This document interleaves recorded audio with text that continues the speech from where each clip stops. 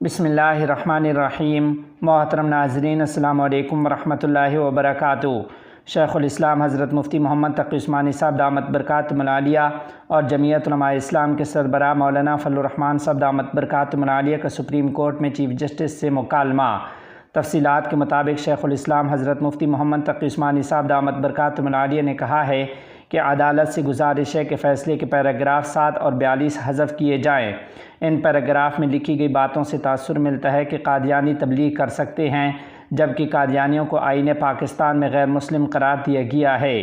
حضرت مفتی محمد تقی عثمانی صاحب نے کہا کہ سپریم کورٹ کے فیصلے میں دینی تبلیغ سے متعلق تمام مواد ختم ہونا چاہیے۔ مفتی تقی عثمانی صاحب نے چیف جسٹس سے مکالمہ کرتے ہوئے کہا کہ میں آپ کی خدمت میں یہ سب باتیں کرنا چاہتا ہوں۔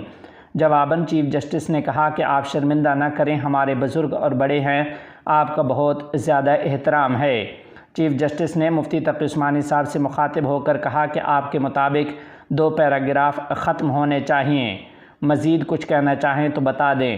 بعد ازاں جمعیت علماء اسلام کے سربراہ مولانا فضل الرحمان صاحب سامنے آئے۔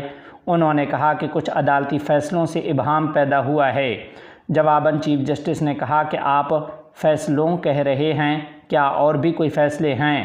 اس پر مولانا فضل الرحمان صاحب کا فوراً کہنا تھا کہ جیسے آپ نے کہا غلطیاں ہو جاتی ہیں، اس لیے میری فیصلوں کی بات کو بھی نظر انداز کیا جائے۔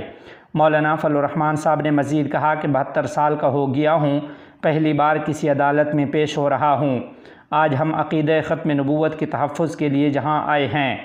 میرے والد مفتی محمود رحمہ اللہ نے قادیانیوں کے سربراہ سے مباحثہ کیا تھا۔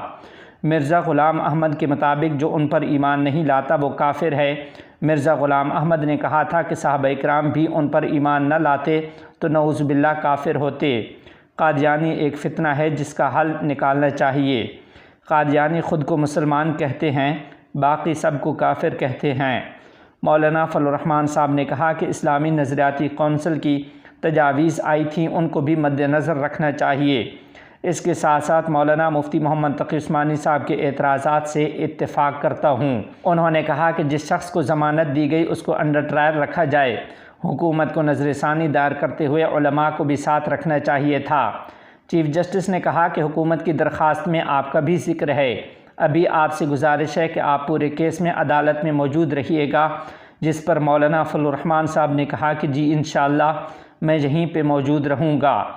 محترم ناظرین، دوسری جانب مفتی حنیف قریشی سمیت دیگر کی طرف سے کمرہ عدالت میں احتجاج کیا گیا، جس پر چیف جسٹس نے کہا کہ مولانا فضل الرحمان صاحب آپ ان کو سمجھائیں، ہم تمام علماء کو سن رہے ہیں۔ اس پر مولانا فضل الرحمان صاحب نے جواب دیا کہ اس معاملے میں سب کو سننا چاہیے اور کارروائی مثبت انداز میں چلائی جائے تاکہ نتیجہ نکلے۔ چیف جسٹس نے کہا کہ ماضی میں لوگ قاضی یا جج بننا ہی نہیں چاہتے تھے کیونکہ یہ مشکل کام ہے۔ مجھے بھی قاضی بننے کا کوئی شوق نہیں تھا۔ آپ نے نظر ثانی کی درخواست دی تو ہم نے فوری لگا دی، کوئی بات نہیں چھپائی۔ جواباً مولانا فضل الرحمان صاحب نے کہا کہ مجھے بھی اللہ نے عدالت سے بچائے رکھا۔ قادیانی مرتد ہیں تو ہم نے انہیں غیر مسلم کا نام کیوں دیا؟ یہ سوال بھی ہے۔ ہم پاکستان میں غیر مسلموں کے لیے کوئی مسئلہ پیدا نہیں کرنا چاہتے۔